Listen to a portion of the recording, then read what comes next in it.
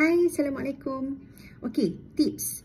Okey, kita kalau nak dapat tempat di SPP atau MRSM, memang kita kena mahir bercakap. Okey, anak kita memang kena mahir bercakap. Tetapi bercakap tu mestilah bercakap yang bermaklumat, bermesej. Okey, bukan main cakap macam tu je. Okey, kat mana ujian itu dilihat? Sebenarnya kita bila nak pergi ke SPP ataupun MRSM ni, so far tidak ada ujian interview.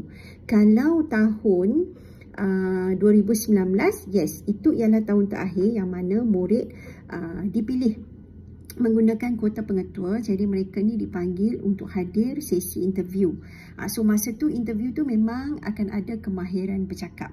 Maknanya setiap soalan yang ditanya tu mereka boleh jawab. So maknanya kat situ kemahiran bertutur itu diuji.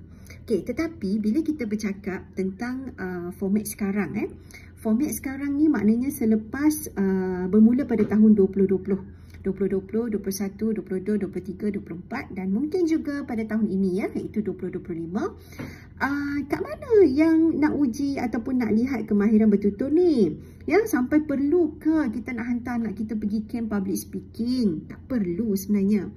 Okey, dia macam ni. Untuk melihat kemampuan itu, pihak tertentu lah, pihak tertentu yang membuat saringan UKKM, PKSK dan sebagainya ni, mereka hanya akan melihat pada TP anak dalam PBD. Untuk dapat TP6 ni, anak kita untuk subjek-subjek PBD ni, iaitu subjek Bahasa Melayu, Bahasa Inggeris, Matematik, Sains dan Sejarah, kalau nak dapat TP6, mereka perlu lancar mengajar. Jika dipanggil oleh guru, katakanlah cikgu tu pada hari tu dia orang nak buat PBD, cikgu tu dia nak buat PBD, dia panggil. Kalaulah murid tu, cikgu tu beri subtopik ataupun topik, murid tu boleh bercakap dengan lancar, boleh mengajar, boleh cerita, boleh gunakan papan hitam di belakang, boleh buat explanation.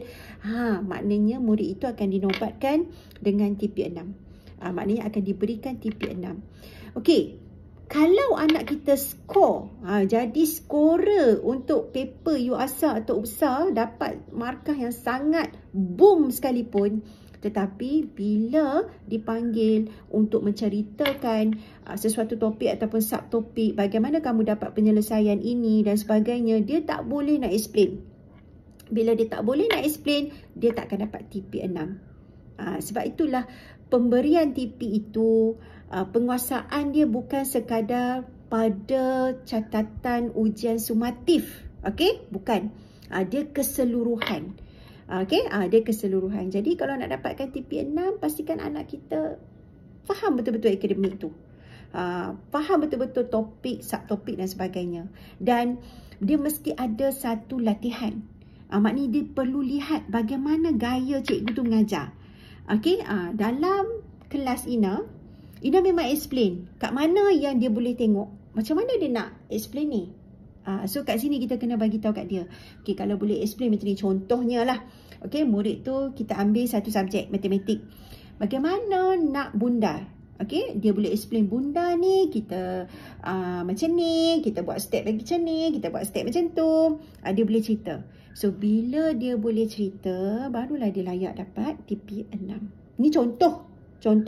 Bukannya dia kan cikgu ni bila dia nak panggil buat PBD ni, dia dah pilih subtopik apa.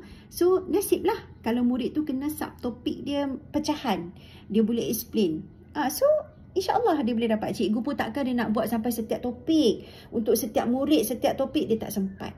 Dia akan panggil secara rawak untuk dia letakkan pembahagian TP kepada murid-murid yang ada potensi untuk dapat TP6.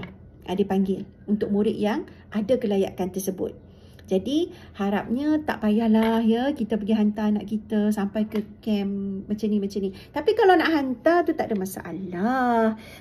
Tu cuma Ina nak betulkan statement yang mana kita perlu hantar anak public speaking hanya untuk dapat pergi PKSK ataupun dapat tawaran sekolah khusus, MRSM dan sebagainya. Dia format tu tak tepat lah. Format tu tak tepat sebab so far PKSK dia tidak ada bahagian ujian bertutur. Tak ada. MRSM pun so far macam tu. Tak tahulah kalau tiba-tiba format tu bertukar. Okay.